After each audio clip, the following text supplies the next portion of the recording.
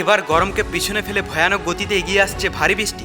গত কয়েকদিন ধরে অসাদিশা গরম থাকলেও এবার কিন্তু আবহাওয়ার পরিবর্তন ঘটতে চলেছে বাংলার বুকে। কিন্তু ঠিক কোন এলাকায় আবহাওয়ার পরিবর্তন ঘটবে এবং কোন দিকেই বা ভারী বৃষ্টি হবে তা নিয়ে এই ভিডিওতে আপনাদেরকে বিস্তারিতভাবে জানিয়ে দেব। আপনি ভিডিওটি অবশ্যই শেষ পর্যন্ত দেখবেন। ভিডিওটি ভালো লাগলে একটি লাইক করবেন, আর এইরকমই লেটেস্ট ও হেল্পফুল ভিডিওগুলি সবার প্রথম দেখার জন্য আমাদের চ্যানেলটিকে সাবস্ক্রাইব করে পাশের বেল আইকনটি বাজিয়ে দেবেন। চলুন এক নজরে দেখে নেওয়া যাক। উত্তরবঙ্গে বৃষ্টি হয়েই চলেছে, আগামী কয়েকদিন আরও বৃষ্টি হবে। শুধু বৃষ্টি বলা ভুল, প্রবল বৃষ্টিতে ভাসবে বাংলা। একই সঙ্গে বৃষ্টি হবে দক্ষিণবঙ্গেও। যেহেতু মরশুমের প্রথম মৌসুমি অক্ষরেখা সক্রিয় হয়েছে, সেই কারণে বৃষ্টি বলেই তৈরি হয়েছে দক্ষিণবঙ্গে। আর এর জেরে উত্তরবঙ্গ ও দক্ষিণবঙ্গ দুই বঙ্গই ভিজবে। আলিপুর আবহাওয়া দপ্তর জানিয়েছে, বাংলাদেশ এবং সংলগ্ন বঙ্গোপসাগরে তৈরি হয়েছে একটি শক্তিশালী ঘূর্ণাবর্ত। এর প্রভাবে আজ থেকে 13ই জুলাই পর্যন্ত বৃষ্টি বাড়বে দক্ষিণবঙ্গে। তাছাড়া কলকাতা, হাওড়া, হুগলি, 2 চব্বিশ পরগনা, 2 মেদিনীপুর, ঝাড়গ্রাম, বাঁকুড়া এবং পুরুলিয়ায় প্রায় 150 মিলিমিটারের কাছাকাছি বৃষ্টিপাত হতে পারে। তবে শুধু বৃষ্টি নয়, এর সঙ্গে বইতে পারে দমকা ঝড়ো হাওয়া। যেহেতু প্রবল বৃষ্টি হবে, সেই কারণে নিচু জায়গায় জমতে পারে জল।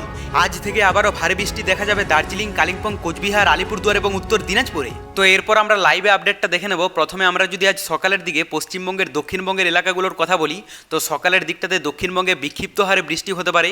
কোথাও পরিষ্কার আবহাওয়া থাকবে, কোথাও মেঘলা আকাশ থাকতে পারে এবং কোথাও হালকা থেকে মাঝারি বৃষ্টির কিন্তু সম্ভাবনা রয়েছে।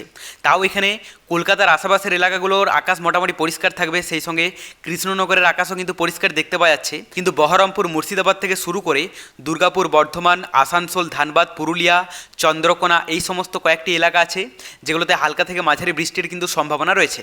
উত্তরবঙ্গের যদি আপডেটটা দেখা যায়, দার্জিলিং থেকে শুরু করে কালিম্পং, কার্শিয়ং, জলপাইগুড়ি, আলিপুরদুয়ার, কোচবিহারে হালকা থেকে মাঝারি এবং ভারী বৃষ্টির কিন্তু সম্ভাবনা দেখতে পাওয়া যাচ্ছে। যদিও কিন্তু পরিষ্কার আবহাওয়া থাকবে না সকালের দিকটাতেই। আর বাংলাদেশের কথায় আমরা যদি চলে আসি, তো এখানে সমুদ্র উপকূলবর্তী এলাকাগুলোতে সবথেকে ভারী বৃষ্টির কিন্তু সম্ভাবনা দেখতে পাওয়া যাচ্ছে। এখানে কক্সবাজার, মহেশখালী, টেকনাফ, চট্টগ্রাম, ফটিকছড়ি, মানিকছড়ি, ফেনী, নোয়াখালী, এই সমস্ত সমুদ্র উপকূলবর্তী এলাকাগুলোতে ভালো ইফেক্ট থাকবে। সেই সঙ্গে বরগুনা, বরিশাল, পটুয়াখালী, এই সমস্ত সমুদ্র উপকূলবর্তী এলাকাগুলোতেও কিন্তু ইফেক্ট পড়তে দেখতে পাওয়া যাচ্ছে। আর ভিতরের এলাকার মধ্যে বেশিরভাগ এলাকা জুড়েই কিন্তু বৃষ্টি হবে, যদিও পরিষ্কার আবহাওয়া খুব কম এলাকা জুড়েই কিন্তু থাকবে। তার মধ্যে এখানে ফরিদপুর, পাবনা, মাগুরা, এই সমস্ত কয়েকটি এলাকাতে মোটামুটি পরিষ্কার আবহাওয়া দেখতে পাওয়া যাচ্ছে। বাদবাকি বাংলাদেশের সমস্ত এলাকা জুড়েই কিন্তু বৃষ্টি হবে সকালের দিকটাতে। সিলেটের কাছাকাছি এলাকাগুলোতে সবথেকে ভারী বৃষ্টির সম্ভাবনা রয়েছে।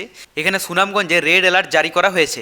এরপর আমরা দুপুরের দিকে আপডেটটাও দেখে নেব। তো দক্ষিণবঙ্গের কথা বলতে গেলে সকালের দিকটাতে বিক্ষিপ্ত হারে বৃষ্টির সম্ভাবনা থাকলেও দুপুর এবং বিকেলের দিকেও কিন্তু বিক্ষিপ্ত হারেই বৃষ্টি হবে। যদিও ভারী বৃষ্টির সম্ভাবনা নেই, তবে পরিষ্কার আবহাওয়া খুব কম এলাকা জুড়েই কিন্তু থাকবে। বেশিরভাগ এলাকা জুড়ে মেঘলা থেকে মেঘাচ্ছন্ন আবহাওয়া, সেই সঙ্গে হালকা থেকে মাঝারি বৃষ্টি কিন্তু দেখতে পাওয়া যাবে। আর উত্তরবঙ্গের যদি আপডেটটা দেখা যায়, সকালের মতোই কিন্তু দুপুরের দিকটাতেও হালকা থেকে মাঝারি এবং ভারী বৃষ্টির সম্ভাবনা রয়েছে। দার্জিলিং থেকে শুরু করে কালিম্পং, কার্শিয়ং, জলপাইগুড়ি, আলিপুরদুয়ার এবং কোচবিহারে। বাংলাদেশের কথায় আমরা যদি চলে আসি, তো গত কয়েকদিন ধরে বাংলাদেশে ভালোই কিন্তু বৃষ্টি হচ্ছে। বিশেষ প্রভাব দেখতে পাওয়া যাচ্ছে এই সমুদ্র উপকূলবর্তী এলাকাগুলোতে। আজও কিন্তু তার নিস্তার নেই। আজও কিন্তু সমুদ্র উপকূলবর্তী এলাকাগুলোতে সকাল থেকে শুরু করে দুপুর বিকেলের দিকেও কিন্তু ভালোই ইফেক্ট পড়তে দেখতে পাওয়া যাচ্ছে। আর ভিতরের এলাকার মধ্যেও বেশিরভাগ এলাকা জুড়েই কিন্তু বৃষ্টি হবে। পরিষ্কার আকাশ কিন্তু সেই রকমভাবে দেখতে পাওয়া যাচ্ছে না। দেখুন, বর্ষা কিন্তু পুরোদমে কিন্তু তার খেল দেখাচ্ছে, বিশেষ করে বাংলাদেশের দিকেই ঢুকেছে এবং এর ইফেক্টটা বাংলাদেশেই কিন্তু সবথেকে বেশি পরিমাণে পড়ছে। যদিও দক্ষিণবঙ্গে সপ্তাহান্তে ভারী বৃষ্টির কিন্তু সম্ভাবনা রয়েছে এবং এর আপডেটটা দিয়েছে আলিপুর আবহাওয়া দপ্তর। পরবর্তীতে বঙ্গোপসাগরে বড়সড় দুর্যোগের আভাস পেলে অবশ্যই আপনাদেরকে লাইভে জানিয়ে দেবো। এরপর আমরা তাপমাত্রাটা দেখে নেব যে গত কয়েকদিন ধরে বিক্ষিপ্ত বৃষ্টির ফলে তাপমাত্রায় কতটা কি চেঞ্জেস লক্ষ্য করা যাচ্ছে। আজ দুপুরের দিকে আমরা যদি দক্ষিণবঙ্গের তাপমাত্রাটা দেখে নিই, তো এখানে কলকাতা থেকে শুরু করে দক্ষিণবঙ্গের প্রায় প্রতিটি জেলাতেই তাপমাত্রা থাকতে পারে 28-29 ডিগ্রির মধ্যে, মানে একদম স্বাভাবিক বলা যায়, অস্বস্তিভাব থাকবে না। পাশাপাশি আমরা যদি উত্তরবঙ্গের তাপমাত্রাটা দেখে নিই, তো এখানে দার্জিলিং, কালিম্পং, কার্শিয়ংয়ে 24 থেকে 26 ডিগ্রি থাকবে। আর এদিকে জলপাইগুড়ি, আলিপুরদুয়ার, কোচবিহারের তাপমাত্রা থাকতে পারে 31-32 ডিগ্রি সেলসিয়াস। বাংলাদেশের তাপমাত্রাটা যদি দেখা যায়, সমুদ্র উপকূলবর্তী এলাকা এবং ভিতরের এলাকার মধ্যে বেশিরভাগ এলাকার তাপমাত্রা থাকতে পারে 28 ডিগ্রি থেকে শুরু করে 29-30 ডিগ্রি পর্যন্ত। তবে এক্ষেত্রে রংপুরে একটু বেশি থাকবে 32 ডিগ্রি সেলসিয়াস। এরপর আমরা রাতের দিকে তাপমাত্রাটাও দেখে নেব। তো দক্ষিণবঙ্গের কথা বলতে গেলে কলকাতা এবং দক্ষিণবঙ্গের বেশিরভাগ এলাকার তাপমাত্রা থাকতে পারে 27-28 ডিগ্রির মধ্যে। পাশাপাশি উত্তরবঙ্গের যদি আপডেটটা দেখা যায়, এখানে দার্জিলিং, কালিম্পং, কার্শিয়ংয়ে মোটামুটি 21-22 ডিগ্রি দেখতে পাচ্ছে। আর এদিকে জলপাইগুড়ি, আলিপুরদুয়ার, কোচবিহারের তাপমাত্রা থাকতে পারে 26 ডিগ্রির মধ্যে। বাংলাদেশের কথা বলতে গেলে সমুদ্র উপকূলবর্তী এলাকা এবং ভিতরের এলাকার মধ্যে বেশিরভাগ এলাকার তাপমাত্রা থাকতে পারে 26 ডিগ্রি থেকে শুরু করে 27 ডিগ্রি পর্যন্ত।